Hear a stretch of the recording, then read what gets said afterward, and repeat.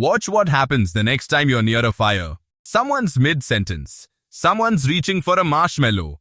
Someone's checking their phone. Then the flames shift.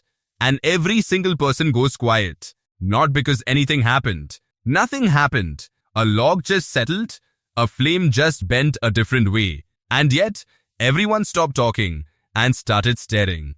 This happens at almost every fire, in almost every culture, every single time. And for most of human history, nobody thought to ask why. In 2014, a researcher finally did.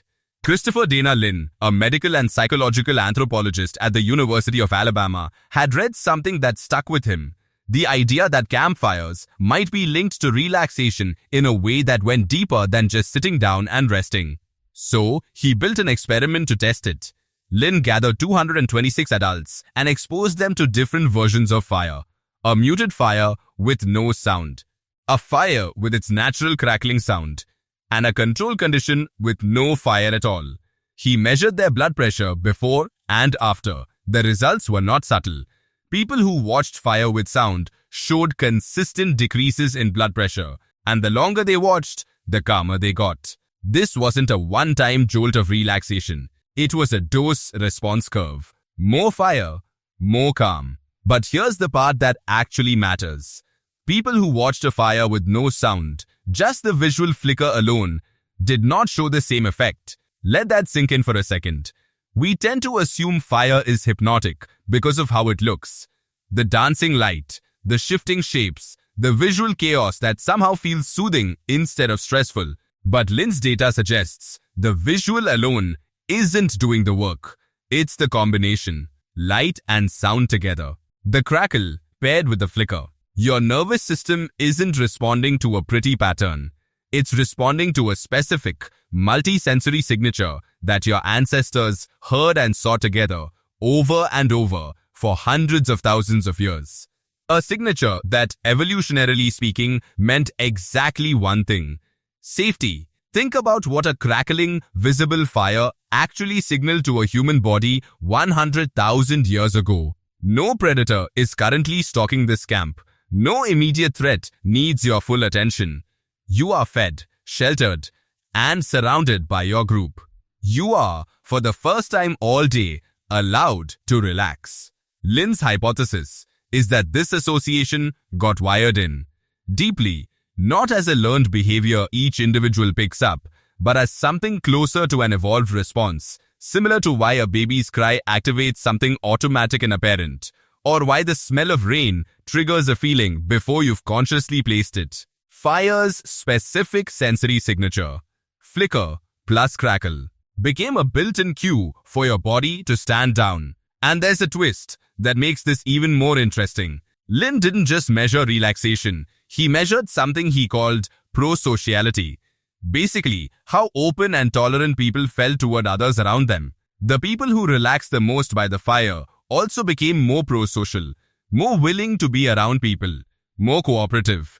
This lines up with something anthropologists already suspected about fire's role in human evolution. It wasn't just about heat or cooking. A fire that needs constant tending requires people to coordinate.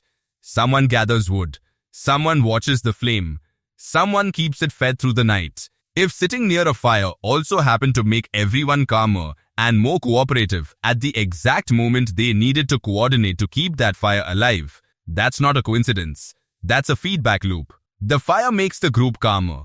The calmer group cooperates better. The better cooperation keeps the fire alive. And the fire keeps the group calm.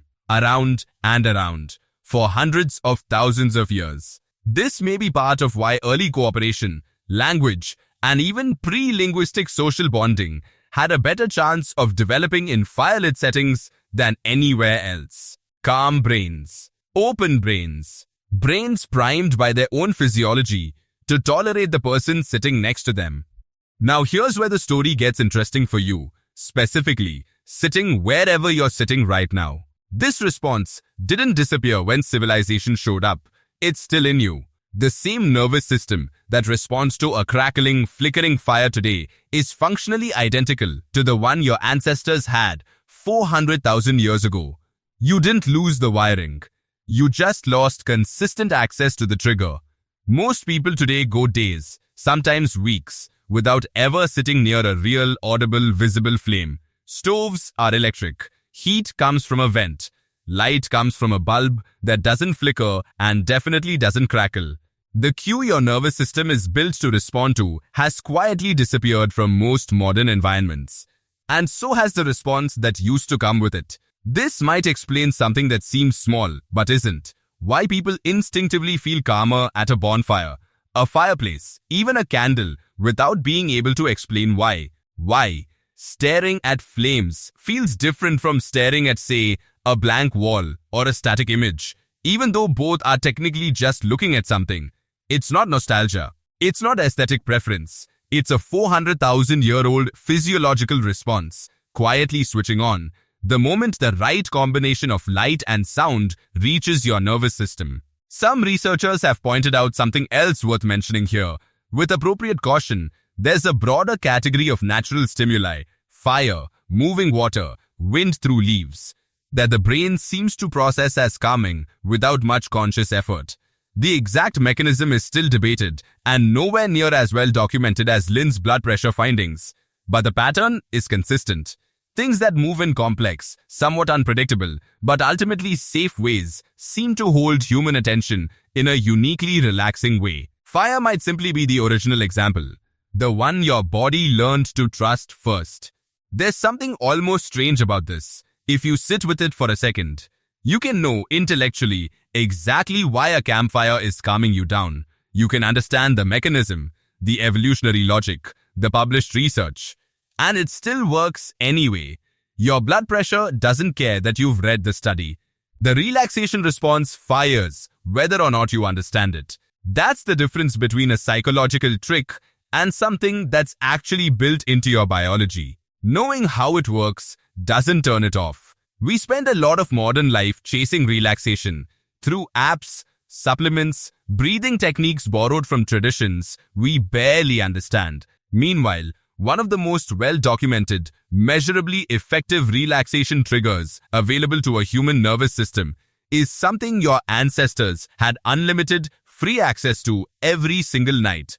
And most of us go without it for weeks at a time without noticing. So here's the actual takeaway, not as a tip, but as something closer to a fact about your own body. The next time you're near a real fire, whether it's a fire pit, a fireplace, a candle, or even a campfire video with the sound on, pay attention to what happens.